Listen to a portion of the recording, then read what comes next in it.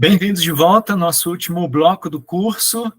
Depois de passar pela introdução, por hermenêutica, exegese, aplicação, a gente vai falar nesse bloco a respeito da estrutura e da exposição da mensagem. Então, a gente vai concentrar aqui nessa última parte do nosso esquema, que é a última parte do curso também. E nesse encontro, nós vamos passar por esses subtópicos aqui, vamos falar um pouquinho mais sobre o coração, sobre esse subtexto do coração, sobre pregar ao coração, e aí a gente vai falar sobre boas práticas, sobre como estruturar a mensagem e terminar com um exemplo de uma estruturação de mensagem.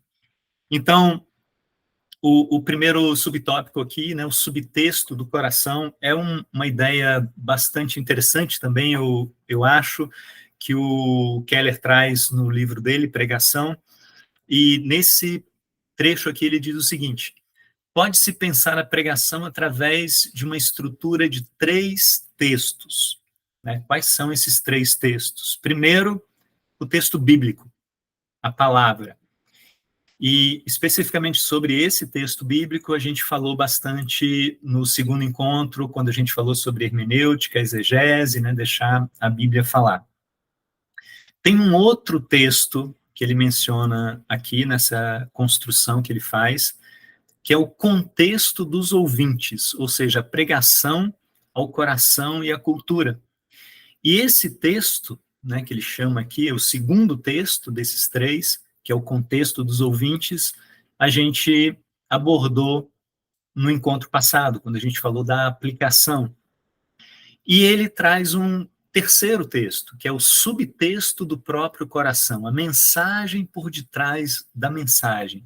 Ou seja, o que está no nosso coração quando a gente transmite a mensagem? Qual é a nossa intenção mais profunda? E nesse início desse quarto encontro, a gente vai tratar a respeito desse subtexto do coração. E o Keller aqui, ele fala o seguinte: esse último é um teste excelente para a presença do Espírito em sua pregação. A gente falou do papel do Espírito de Deus, da cooperação do Espírito em todo esse processo de construção da mensagem, desde a escolha do texto bíblico até a exposição da mensagem. A gente falou sobre aquele imprimatur, né? O testemunho interno do Espírito no nosso coração com relação à mensagem, especificamente. E esse subtexto do coração vai trazer um pouco de tudo isso. Né? O subtexto do seu próprio coração é o sentido real e pretendido, aquilo que é consciente ou inconsciente, de uma mensagem, que é mais profundo do que os sentidos superficiais das palavras. E aqui estão alguns exemplos desses subtextos, né, que ele menciona. Ou seja, quando a gente constrói, elabora uma mensagem e transmite essa mensagem, é importante que a gente sonde os nossos corações, o que tem realmente. E isso a gente deve fazer, sem dúvida, com a ajuda do Espírito Santo de Deus, para que ele traga à tona o que realmente tem no íntimo do nosso coração. E aí a gente pode descobrir coisas assim: o que tem lá no íntimo pode ser um subtexto de reforço, ou seja, no fundo, o que a gente quer transmitir com essa mensagem é: a gente é muito bom. A gente, como igreja, como instituição, né, como grupo, nós somos ótimos.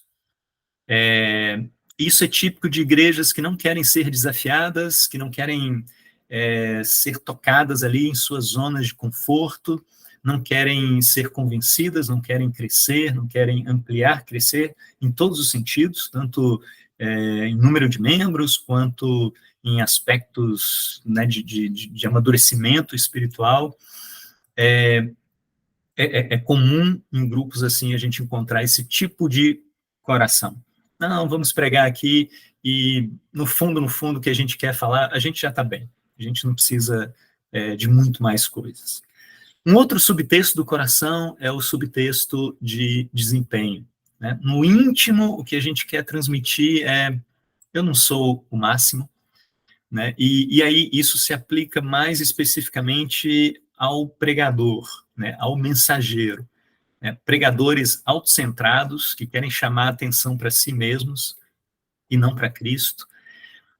O objetivo principal do ensino é ganhar as pessoas para a organização, né? Qualquer semelhança, né, talvez não seja mera coincidência, né? Eu quero ganhar gente para o meu grupo, eu quero que o meu grupo apareça, que o resultado do meu grupo seja o melhor, né? Mas isso não para a glória de Cristo, né? Não para que a vontade de Deus, né, prevaleça, mas para que a gente possa se sentir bem, né, se sentir o máximo com tudo isso. Então, o objetivo deixa de ser o reino de Deus para ser a minha instituição religiosa, né, o grupo ao qual eu faço parte, a bandeira religiosa que eu defendo e sustento. Um outro subtexto do coração é o subtexto do treinamento, do ensino, né, onde a gente aponta para uma verdade, né, e a gente vai caminhando para algo muito sutil aqui, né, que todos esses subtextos, na verdade, têm pontos legítimos, né, tem pontos apreciáveis, mas, no geral, são distorções daquele verdadeiro subtexto que deve haver no nosso coração. Esse subtexto de ensino, essa verdade não é o máximo, né? Olha só que verdade maravilhosa, olha só que princípio maravilhoso, olha só esses princípios de pregação bíblica, isso não é fantástico, né? Essas boas práticas são maravilhosas. E aí o objetivo é ampliar o conhecimento das pessoas, né? Se torna algo informativo, quase que meramente, de forma que possam viver de um modo que desejam, né? O subtexto é esse: notícias que podem ser úteis para você. As pessoas, em geral, nessas igrejas, querem ser apresentadas as coisas novas que não viram antes, ao invés de se aprofundar verdadeiramente no Evangelho, né? Tipo ali, as pessoas no Areópago, né, queriam falar e ouvir das últimas notícias, né, das coisas que estão acontecendo, né, as últimas coisas. E aí a gente chega no subtexto da adoração, né? Esse é o que a gente deve verdadeiramente perseguir. A nossa pregação vai sim conter ensino, vai sim conter informação, vai despertar a imaginação, vai ajudar as pessoas a viverem, vai contribuir para que a igreja cresça, para que o grupo cresça em membresia, em maturidade espiritual. Mas no fundo, o que a gente mais deseja é expressar que Cristo é o máximo. É o máximo em magnificência, em grandiosidade, em beleza, em sabedoria, em majestade. Esse é o mais complexo e completo de todos, e é o que requer maior habilidade de todos nós. O objetivo do subtexto da adoração vai além da informação, vai além do ensino de alguma coisa, além da conquista da imaginação e além até mesmo da mudança de comportamento. Ele quer mudar aquelas afeições que mais seduzem o coração.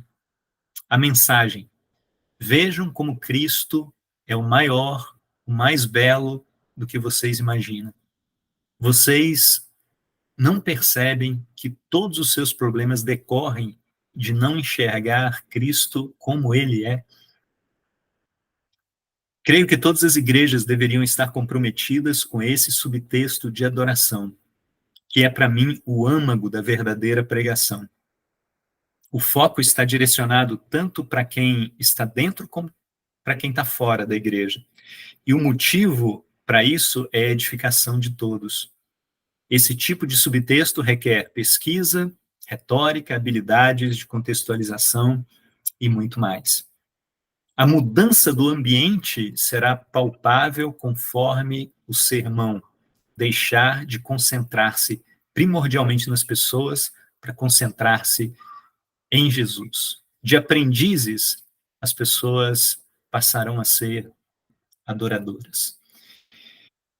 Isso é um tema muito importante que dá pano para manga, né, para a gente refletir nessas grandes verdades, né, especialmente num contexto cultural de igreja como o nosso, que tem muita ênfase na questão do ser discípulo, que é uma ênfase maravilhosa e é uma ênfase bíblica. Nós precisamos ser discípulos de Jesus Cristo mesmo.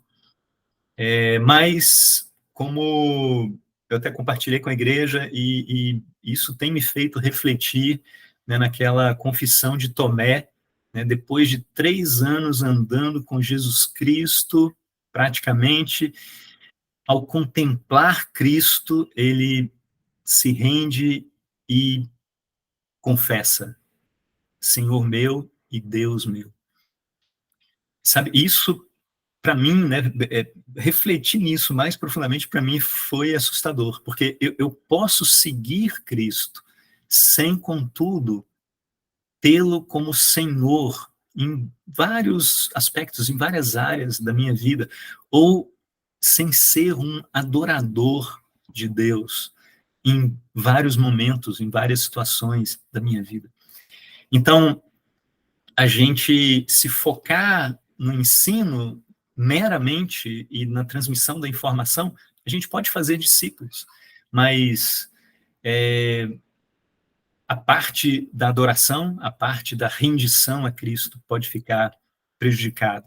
Mas quando a gente foca nesse subtexto da adoração, nós vamos ser, além de adoradores, além de servos, vamos ser discípulos verdadeiros, vamos ser ovelhas do bom pastor. E tudo isso vai fazer parte da nossa identidade como cristãos.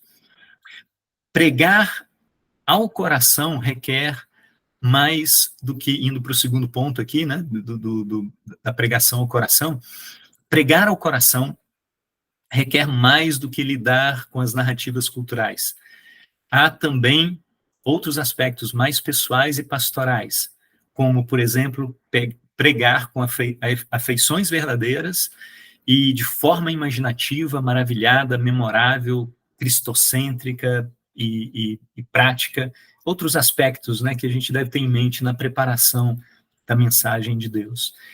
E apenas para ilustrar, né, o que ele está falando aqui, né, uma pregação com afeições verdadeiras, né, uma pregação feita de todo o coração, com esse subtexto que a gente falou de adoração a Cristo, uma pregação que demonstre que antes de transmitirmos a mensagem, essa mensagem tocou e transformou os nossos afetos, tocou e transformou coisas profundas no nosso coração, na nossa vida. E eu vou deixar esse texto aqui para vocês lerem, né, e refletirem mais sobre isso. Pregue de uma forma imaginativa. Engajar o coração é também engajar a imaginação, né? Isso aborda a nossa criatividade, né? Esse aspecto divino que Deus transmitiu para a gente. E a imaginação é mais afetada por imagens do que por proposições, né? Por metáforas do que por afirmações diretas, né? Estamos falando aqui do que se costuma chamar de ilustrações do sermão, né? De novo, a gente volta nesse ponto, como a gente falou no encontro anterior, né, da aplicação.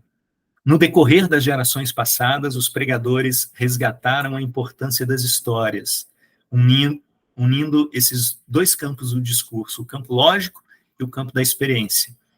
E uma dica é que a analogia é um excelente tipo de ilustração. O exemplo é um tipo de história, e a gente pode utilizar isso na estruturação e na exposição da mensagem. Então, a partir desse momento, a gente entra aqui em algumas boas práticas, né, de coisas que podem ser dicas valiosas na estruturação e na exposição da mensagem. Então, primeira coisa, use um vocabulário acessível e bem aplicado. Né? Se a gente está falando para um grupo de jovens, né, um vocabulário adequado, para um grupo de universitários ou de profissionais, ou um grupo de pessoas mais maduras, ou se a gente está falando para um ambiente mais heterogêneo, né, que tem jovens, pessoas adultas e uma mistura, né, de gente naquele ambiente, a gente deve estar atento a isso para que a nossa comunicação possa atingir a todos, né, no ambiente. Uma segunda dica e boa prática, né? Recorra a autoridades respeitadas para reforçar as suas teses. Tem coisas que a gente vai colocar na mensagem, é uma aplicação, tem uma conexão e um amparo ali no texto bíblico, mas ganha também um reforço a mais se a gente usa uma citação, seja de um escritor cristão conhecido, seja de um filósofo, um sociólogo, um antropólogo, seja o que for, mas que ele chegou a uma conclusão ou escreveu algo que tem a ver com aquela mensagem e que ampara as nossas colocações.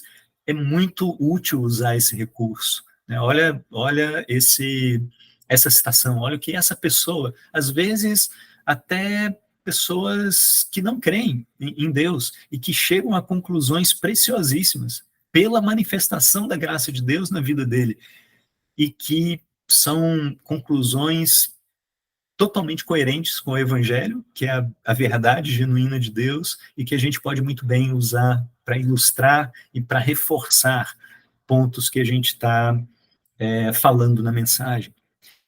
Demonstre compreensão e respeito a respeito das dúvidas e objeções.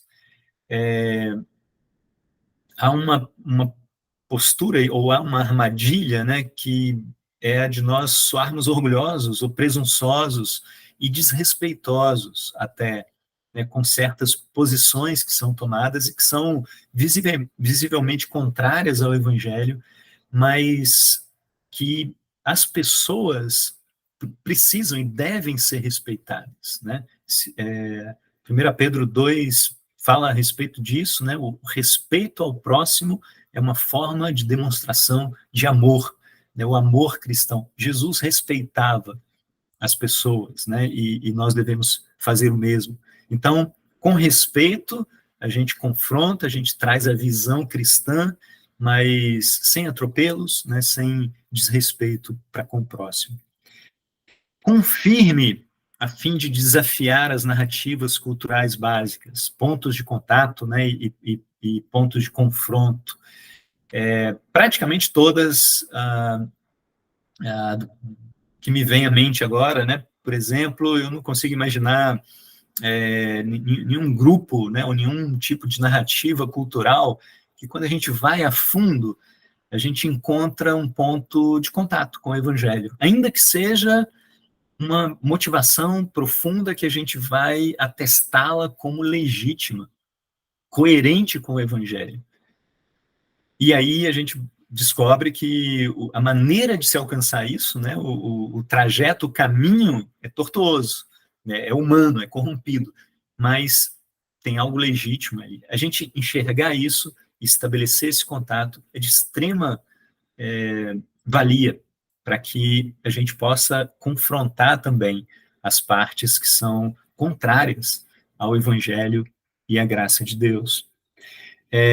Quinta dica: faça proposições baseadas no Evangelho que atinjam os pontos de pressão da cultura.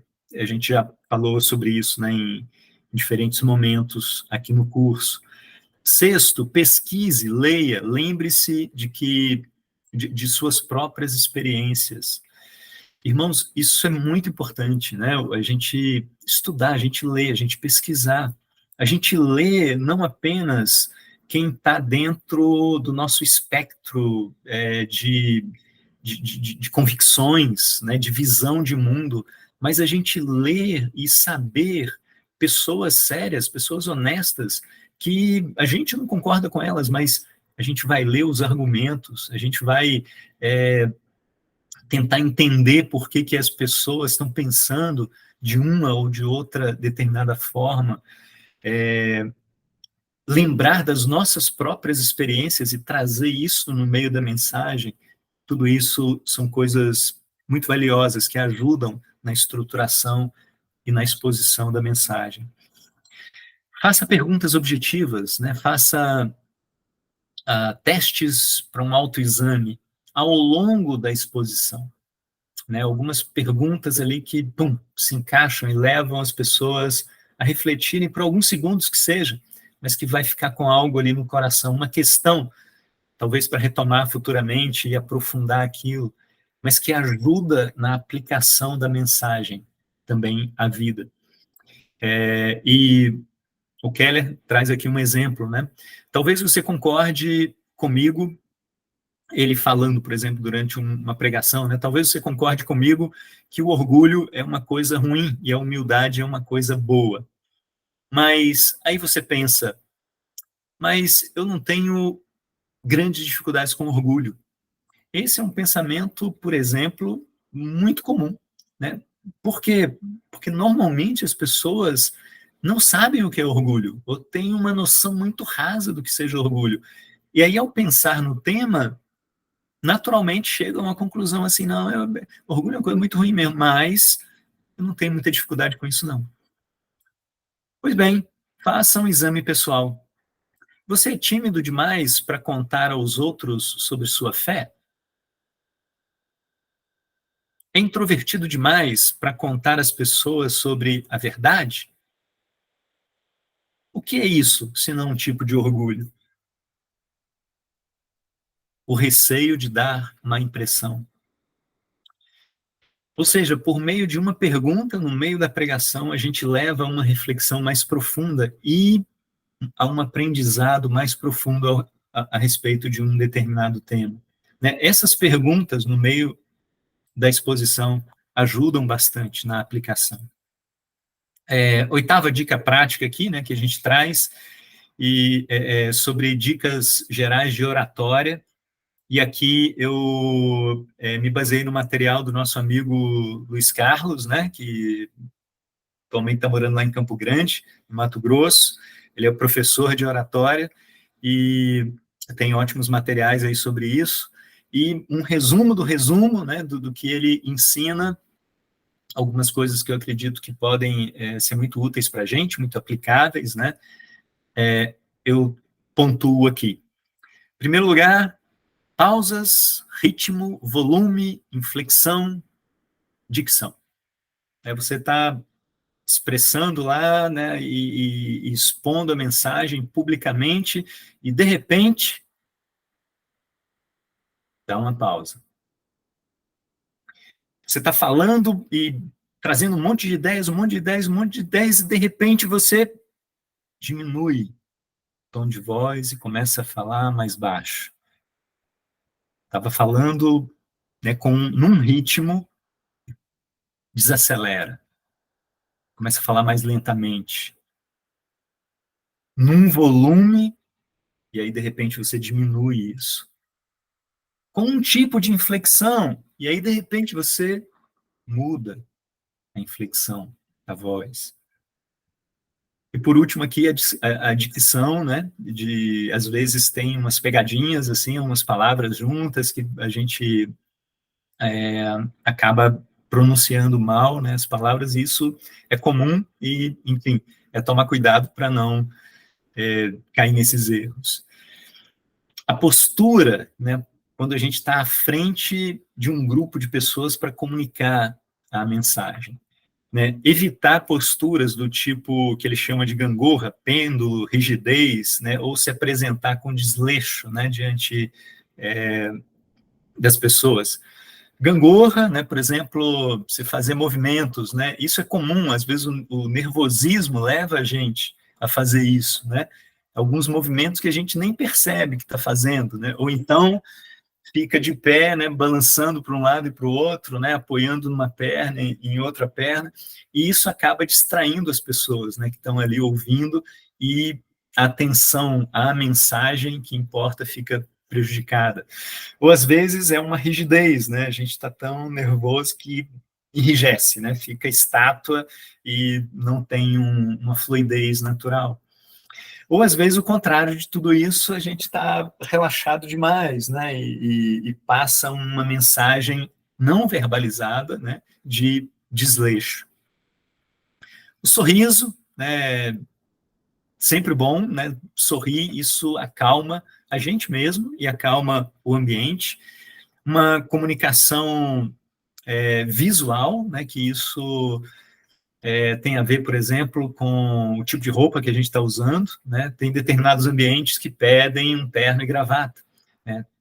Se a gente vai fazer um bate-papo bíblico na praia, por exemplo, é bom a gente ir de bermuda e chinelo, camiseta. Mas num ambiente, de repente, de culto público, né? Num templo ou numa escola, ou seja, onde for que a igreja se reúna, não é a vestimenta mais adequada. Um outro ponto, vícios de fala, às vezes o nervosismo ou hábitos mesmo de expressão leva a gente a repetir palavras, né? Tá é um exemplo, né? Tipo assim. Então, a gente vai falando e a cada 3 palavras é um tá, né? Tipo assim. Ou então, a gente quer uma pausa para a gente pensar no que a gente vai falar em seguida, e aí é muito comum isso, né? Tem um pois então, Cristo precisa ser o foco da nossa pregação. E aí, a gente está pensando no próximo, na próxima palavra, na próxima ideia, mas a gente preenche, às vezes sem perceber, esse espaço, né, por medo do silêncio, ou às vezes por medo de dar uma pausa com alguma coisa nesse sentido aqui. Saiba como começar e como terminar. Isso é interessante porque a exposição, para mim, por exemplo, não é nada natural, né? Eu não gosto de estar à frente de um grupo de pessoas, eu não gosto de ser o centro das atenções. Isso, para mim, sempre é um desafio e tende, né, a ativar em mim insegurança, um certo nervosismo e por aí vai. Dicas práticas como essa, né? Não, a pregação, por exemplo, vai começar daqui a pouco, e eu vou começar a pregação dessa forma. Eu vou começar com bom dia, hoje nós estamos aqui para tratar desse tema. E eu decoro a primeira frase. E aí, depois disso, a coisa vai fluindo. Mas eu subindo, pego lá o microfone, se tiver microfone, ou começo a falar. É interessante a gente saber as primeiras palavras. Eu vou chegar e vou começar assim. E também eu vou terminar assim, porque às vezes a gente fica tentando encontrar uma maneira melhor de dar um desfecho, né, para a pregação, e a coisa vai se enrolando e a gente não consegue encontrar essa maneira muito facilmente. Uma boa maneira de terminar uma pregação é com muito obrigado, né, uma ótima semana a todos. Coisas simples, de conexão e que manifesta para todo mundo o encerramento daquele período ali, daquela mensagem. A questão das roupas adequadas, a gente já falou aqui na comunicação visual.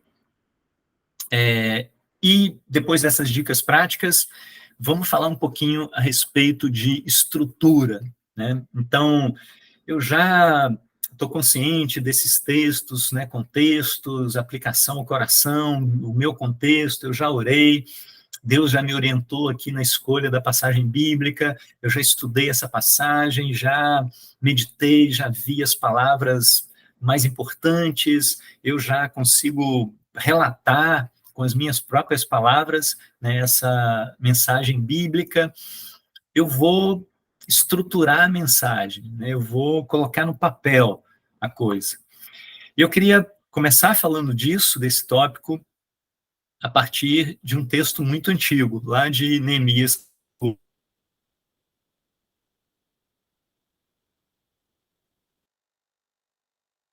porque ele estava em um lugar mais alto. Quando abriu o livro, o povo todo se levantou. Esdras louvou o Senhor, o grande Deus, e todo o povo ergueu as mãos e respondeu: Amém, Amém. Então todos eles adoraram ao Senhor, prostrados com o rosto em terra. Esses primeiros versículos aqui, né, do 5, 6, eles falam a respeito do ambiente que havia ali, né? E a gente procura nos nossos cultos, ou mesmo na igreja em casa, né, seja um ambiente um pouco mais formal ou mais informal, criar esse espírito de adoração, né, que tem a ver com aquele contexto que a gente falou. Aqui havia isso, e é maravilhoso, né, por meio dos louvores, da adoração a Deus, das orações, das boas-vindas, do acolhimento aos irmãos e amigos que chegam naquele local que a gente está se reunindo. Esse é o espírito ideal para a gente começar a expor a mensagem de Deus. E aí, na sequência, os levitas instruíram o povo na lei, e todos permaneciam ali. Leram o livro da lei de Deus, interpretando e explicando, a fim de que o povo entendesse o que estava sendo lido. Eu quis trazer esse texto aqui nesse ponto, porque a estruturação da nossa mensagem não deve ser muito diferente disso daqui. O propósito de instruir o povo com a lei de Deus nesse ambiente de adoração e esse passo, né, que os levitas e sacerdotes, enfim, aqueles que estavam instruindo o povo deram, de ler as escrituras e elucidar o que as escrituras falam, interpretando e explicando para que o povo entendesse, a coisa ficasse mais clarificada, mais elucidada, para que pudessem praticar, então, aquela palavra. A nossa estruturação vem daí. E uma maneira lógica, né, da gente pensar nisso é por meio de introdução, desenvolvimento e conclusão, né? As coisas que a gente faz passa por isso, né? Ainda que a gente não nomeie, ainda que a gente não tenha consciência disso, né? Mas pensando na pregação ou no estudo que a gente vai levar para algum grupo, enfim, eu preciso começar de alguma maneira, eu preciso falar para as pessoas a respeito do que se trata, então eu preciso fazer uma introdução, eu preciso desenvolver minhas ideias. E em algum momento eu preciso concluir, porque não dá para, num determinado ponto, ir embora. Não, eu preciso fazer um fechamento, né, que é a conclusão de tudo isso. Então, o que a gente pode fazer? O que eu queria trazer aqui são possibilidades, né? E além do que está nesses slides, tem várias outras maneiras excelentes, né, de lidar com cada um desses pontos. Mas, basicamente, na introdução, se busca o envolvimento, a conexão com as pessoas que vão nos ouvir por alguns minutos. E se procura dizer do que se trata, do que a gente vai falar, a apresentação do tema. Basicamente é isso, né? Estabelecer aquela primeira conexão, que é algo muito importante, e expressar claramente o que a gente vai desenvolver ali naqueles minutos. Então, cabe a gente, na introdução, por exemplo, fazer uma oração, é muito bem-vindo. Pode-se contar uma história, que seja pessoal ou não, muito importante, uma história ligada ao tema, uma história que vai ter conexão, não é, eu quero criar empatia, conexão aqui, então eu vou contar uma piada, né? Vou contar uma história aqui que eu achei muito legal, que eu ouvi essa semana, e que não tem absolutamente nada a ver com o que eu vou falar. É bom que se tenha uma coerência, né, de tudo, que faça um sentido. A gente pode, aqui na introdução, iniciar com uma pergunta ou uma afirmação instigante, né, trazer o tema de uma maneira forte, por meio de uma pergunta ou de uma afirmação que vai, né, gerar ali algum tipo de pensamento. Eu posso trazer na introdução dados, pesquisas, artigos, né, posso trazer um objeto físico, né, que tem a ver, e ali com criatividade eu vou introduzir o tema por meio desse objeto, de um quadro, de uma escultura, alguma coisa, ou um objeto mesmo corriqueiro. Isso torna a pregação inesquecível. Figuras, né, a gente projeta algum tipo de figura. Ou seja, tem várias maneiras da gente introduzir e pensar na elaboração dessa introdução. Normalmente, a gente não faz isso daqui primeiro, né? A introdução e a conclusão vem depois, porque primeiro a gente trabalha no desenvolvimento da ideia, a gente trabalha ali no estudo, né? No aprofundamento do texto bíblico, e aí, com esse texto desenvolvido, fica muito mais fácil fazer uma introdução coerente e uma conclusão coerente. Pode ser que ao longo do desenvolvimento a gente tenha uma ideia muito boa, que pode ser usada na introdução, ou pode ser usada na conclusão, e aí a gente anota. Mas, normalmente, introdução e conclusão vêm ao final. Aí a gente parte para o desenvolvimento. No desenvolvimento, o que vai acontecer? Detalhamento do esboço exegético. Lembra do esboço exegético? Nada mais é do que a gente pegou o texto bíblico, a gente estudou, a gente trouxe, a gente entendeu, a gente percebeu o que o Espírito quer dizer por meio das Escrituras, a gente estabeleceu, então, a ideia principal daquele texto e as ideias secundárias. O esboço exegético nada mais é do que isso. Ideia principal, ideias secundárias. A gente vai desenvolver isso nessa parte central da mensagem e estabelecer os pontos principais, os pontos secundários ali que vão compor a nossa mensagem. Então, nesse bloco de desenvolvimento, cabe a leitura do texto, a explicação, né, o contexto, né, a gente falar um pouco dos contextos a respeito. Aqui a gente vai fazer a aplicação, né, então, o encontro 2, encontro 3, que a gente viu, vai ser trabalhado exatamente aqui, né, com princípios hermenêuticos, a exegese do texto, a aplicação. Aqui a gente vai colocar as histórias, os exemplos, as ilustrações, aquilo que vai facilitar a elucidação da mensagem. Aqui a gente vai trazer essas perguntas, né, as perguntas de reflexão, as perguntas que ajudam a entrar mais profundamente ali na mensagem. A gente pode trazer dados, pesquisas, artigos, citações, né, daquelas fontes que vão amparar a comunicação da ideia bíblica. Tudo isso aqui é o desenvolvimento. E aí, o encerramento é a conclusão, que deve ser breve, e a gente pode fazer um encerramento trazendo a menção dos pontos principais. Então, aqui hoje a gente viu isso, isso, isso. A gente faz uma recordação muito, muito breve do que a gente viu, reforçando a ideia principal e aquelas ideias que a gente quis trazer no texto. A gente pode trazer, né, cabe aqui na conclusão, perguntas aplicativas, né, que vão nos levar a passos práticos.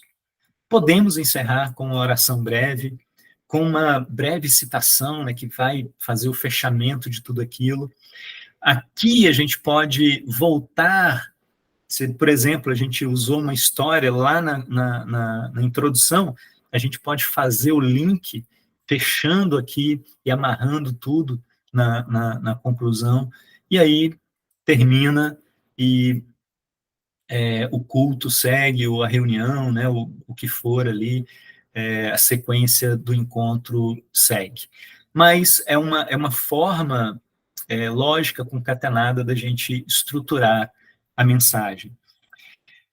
É interessante pensar num título, né, podemos pensar num título criativo que vai atrair a imaginação, né, o que vai dizer, né, o tema do que vai ser tratado ali naquela mensagem. Pode-se ter ou não slides, né, a apresentação não são os slides, né, a apresentação é a comunicação da mensagem, né, a pregação é a comunicação da mensagem para as pessoas. Os slides são uma ótima ferramenta, né, que podem sim ser usadas, mas não é necessário se ter, por exemplo. Dito isso, eu queria encerrar aqui com um exemplo prático, né, de como no domingo passado eu coloquei, ou pelo menos tentei, né, me esforcei para colocar esses conceitos aqui do curso numa pregação que eu fiz para a igreja. Então, foi me pedido, né, para fazer uma pregação, eu tinha um tempo de 1 semana para fazer isso, aceitei, falei, puxa, não, posso fazer, e aí a primeira coisa que eu fiz foi orar, né, perguntar para o senhor da igreja, para o pastor da igreja, o que ele queria ensinar para a igreja. E orando, deixando o coração aberto, eu fui pensando em coisas que Deus tinha comunicado comigo, né, nos dias anteriores, e aí eu cheguei exatamente a essa passagem de João, capítulo 20, 24 a 31, que trata, como eu falei há pouco, daquela grande confissão, né, histórica para o cristianismo. Senhor meu e Deus meu, a história de Tomé.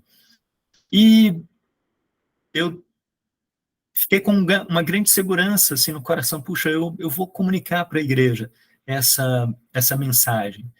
E aí, Deus me ajuda, deixa eu estudar aqui, eu quero abrir minha mente, Espírito de Deus me guia na reflexão desse texto, que eu não tinha feito com tanta profundidade quando eu tinha lido, né, num tempo, né, de leitura e oração que eu tinha tido há semanas atrás.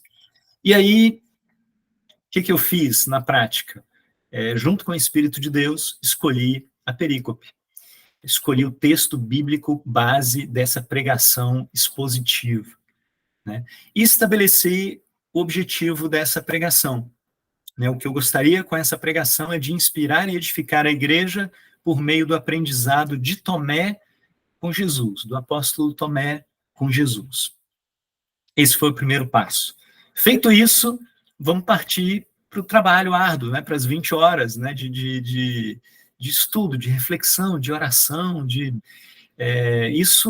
isso não é algo pesado, irmãos, isso é algo maravilhoso, isso é algo leve, isso é algo que nos alimenta em primeiro lugar. Né? E aí, realmente, o que estava no meu coração não era um peso, a pressão de ter que fazer a pregação e apresentar no domingo seguinte, ou coisa do tipo, mas eu quero aprender com esse texto, eu quero transformar minha vida com as lições que as escrituras apresentam aqui. E aí entra a parte de leituras, e está aqui no plural mesmo, a gente tem que pegar o texto bíblico e ler várias vezes, pausadamente, refletir, deixar que o Espírito de Deus traga para a gente o significado desse texto, da mensagem, refletir sobre isso. Aqui, práticas de exercícios, como a Lectio Divina, não sei quantos conhecem, mas é muito oportuno, né? São exercícios direcionados, né, que nos ajudam a compreender a mensagem do texto. Eu, particularmente, gosto de ir para o texto bíblico antes de qualquer outra coisa. Antes de consultar comentário, antes de ir para alguma ferramenta na internet ou algum aplicativo de estudo bíblico, eu gosto de pegar o texto em outras traduções e ler. E passar tempos tranquilos. O Espírito de Deus e a Palavra de Deus, refletindo sobre a mensagem da Bíblia. Aqui é o ponto do estudo do texto e seus contextos, né? A partir desse passo inicial, aí sim eu começo, né, já tenho muito significado, muita informação e muita aplicação e muitas ideias que tão fortes no meu coração e que produzem muita alegria, muito entusiasmo no meu coração sobre o texto, mas aí eu vou aprofundar nesse estudo. E aí é o momento de ver onde isso aqui se localiza na Bíblia, literariamente, como é que isso se contextualiza cultural, historicamente, e pensar nessas coisas. Pegar aquelas perguntas que a gente viu e que tem separadas no slide que está compartilhado também, fazer e responder a essas perguntas profundamente. E aí, com tudo isso e fazendo anotações, né, escrevendo aquelas ideias, aquelas conclusões, aquelas reflexões. Entendimento aprofundado de termos, né? Quando a gente lê o texto bíblico, algumas palavras chamam muita atenção. Nesse texto específico, nessa perícope aqui de João 20, palavras como crer, como crença, que remetem à fé, chamaram muito a minha atenção. Palavras como ver, a declaração, né? Às vezes é uma expressão como essa, Senhor meu e Deus meu, e aí eu vou a fundo com a ajuda de ferramentas. O que significa? Qual é essa palavra aqui lá no original? Deixa eu entender o que o autor estava comunicando aqui, né, com essa expressão. O exame de livros, né, ferramentas, como eu falei, comentários bíblicos, aí eu particularmente uso essa ferramenta, né, do Logos, gosto bastante. Eu tenho um livro aqui em casa que conta sobre a vida e de acordo com as tradições, né, dos apóstolos, né, depois dos relatos bíblicos, o que aconteceu com os apóstolos, com cada um dos apóstolos, né, um pouco da história da vida deles. Eu peguei esse livro, lembrei, né, peguei esse livro e li a parte que falava sobre Tomé, que era parte de interesse aqui que eu tinha. E tudo isso foi construindo a minha imaginação, né, e o meu aprendizado em primeira mão pessoal a respeito dessa passagem. Até que a gente consegue chegar no esboço exegético, né, a ideia principal. E aí, para mim, foi direto estabelecer a ideia principal desse texto bíblico. A Bíblia está falando aqui sobre construção de fé. A história de Tomé com Cristo, e aí eu peguei, né, a Bíblia fala também, e João traz isso, né, lá no capítulo 11, no capítulo 14, interações de Tomé com Cristo. Todas essas interações têm a ver com fé, com construção de crença mais profunda no coração. E aí, a partir dessa ideia principal, tem ideias secundárias. A confissão, a paz, né? Jesus chega para os apóstolos falando, paz esteja com vocês, né? O shalom, o senhorio de Cristo, o relacionamento pessoal com Deus, a contemplação, né? O que é isso? Ver Cristo. E aí, a gente já imediatamente pensa, né? Como é que eu posso ver Cristo hoje? Né? E esse ponto, especificamente, foi muito interessante, porque quando eu li a passagem, né, João termina esse texto falando, olha, esses milagres, né, foram escritos para que vocês creiam e, crendo, tenham vida em seu nome. Então, uma primeira leitura, eu fiz para mim mesmo essa pergunta. Essa parte final aqui faz parte ou não dessa perícope, né, dessa unidade textual? E aí, quando eu chego em reflexões assim, né, o que significa ver hoje Cristo? Isso me responde a essa pergunta de uma forma cabal.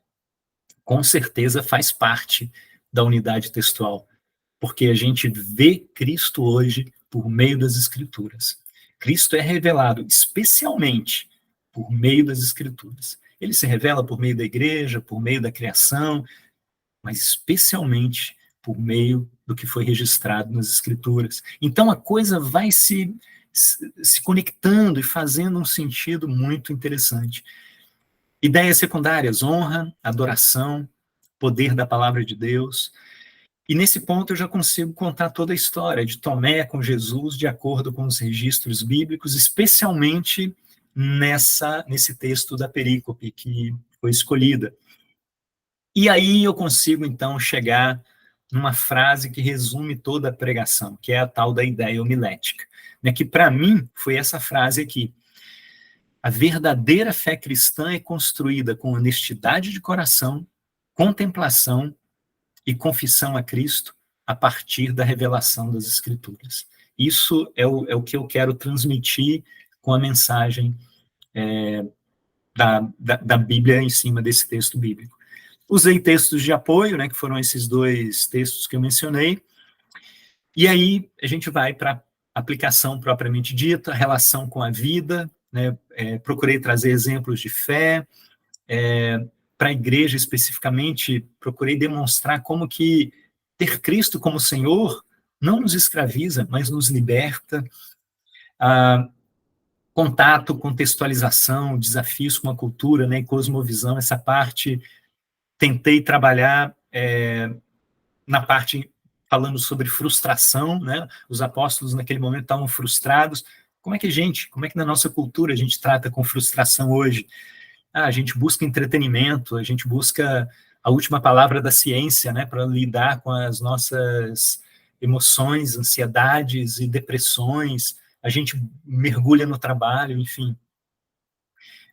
A questão do ser discípulo sem reconhecer Jesus como Senhor e Deus, né, o senhorio de Deus na prática da vida, aí já falando mais para uma cultura própria da nossa igreja. A supremacia e a beleza de Cristo, né, sendo demonstrada por meio do seu senhorio e da sua divindade, foi aquilo que Tomé e os outros apóstolos contemplaram. Eu acho que a ênfase dessa mensagem foi exortação e encorajamento. Eu usei alguns autores como referência, né, o Jack Cottrell, fiz uma citação dele, um outro filósofo, Charles Taylor, fiz uma citação dele nesse contexto de fé, apoiando algumas ideias. Exemplos e histórias, né? O próprio contexto bíblico, a perícope em si já é uma história.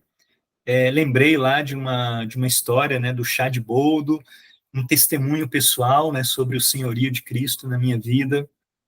Enfim, essa é a parte da aplicação. E aí, a estruturação, né, eu comecei com boas-vindas, né, para todos que estavam ali. Eu lembrei especificamente que era o domingo, dia 21 de abril, e naquele domingo em especial era dia de Tiradentes, né, tinha um casamento na igreja, né, que ia acontecer no domingo à tarde, era aniversário de Brasília, então eu simplesmente trouxe essas coisas e no final, né, tentando fazer uma conexão com a partir do momento que eu conheço, né, o casal que vai se casar, eu posso honrá-lo. Né? A partir do momento que eu conheço que hoje é o aniversário da minha cidade, eu posso festejar junto com ela e agradecer a Deus por ela, né? Enfim.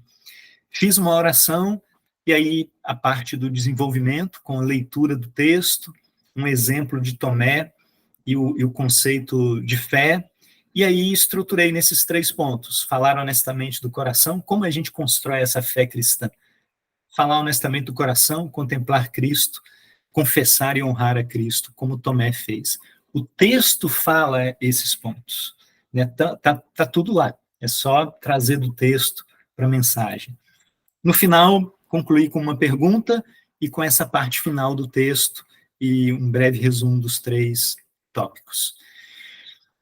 Irmãos, estou deixando, né, normalmente, aí tem várias formas de fazer, né, eu conheço pessoas que escrevem toda a pregação, todo o texto, e não há nada de errado com isso, né, isso é muito bom. Eu, particularmente, escrevo tópicos, né, e desenvolvo alguns deles um pouquinho, e o restante eu falo com mais liberdade. Estou deixando esse material também, quem quiser consultar. E, encerrando, a gente teve a ideia, né, de fazer esse curso, né, com a motivação que a gente falou no início.